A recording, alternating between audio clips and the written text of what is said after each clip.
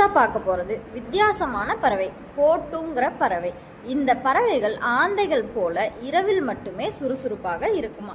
பகல்ல தான் உருவத்தை மறைச்சுக்கிறதுக்காக மரங்கள்ல உட்கார்ந்து ஒரு காய்ந்த மரப்பட்டை போல அதன் உருவத்தை மாற்றிக்கொள்ளுமா.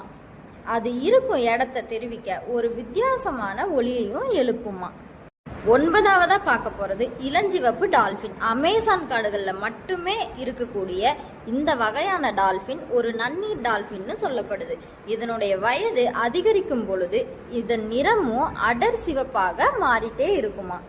பத்தாவதா பார்க்க போறது கண்ணாடி தவளை. இந்த தவளையின் உடல் உறுப்புகள் வெளியே தெரிகிற அளவுக்கு அதனுடைய தோல் ரொம்ப கண்ணாடி மாதிரி இருக்குன்னு சொல்லப்படுது.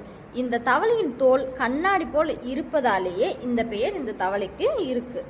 இந்த தனித்துவமான தோற்றம் தாவரங்களுடன் ஒன்றி போய் ஆபத்திலிருந்து பாதுகாக்கவும் உதவியா இருக்கு.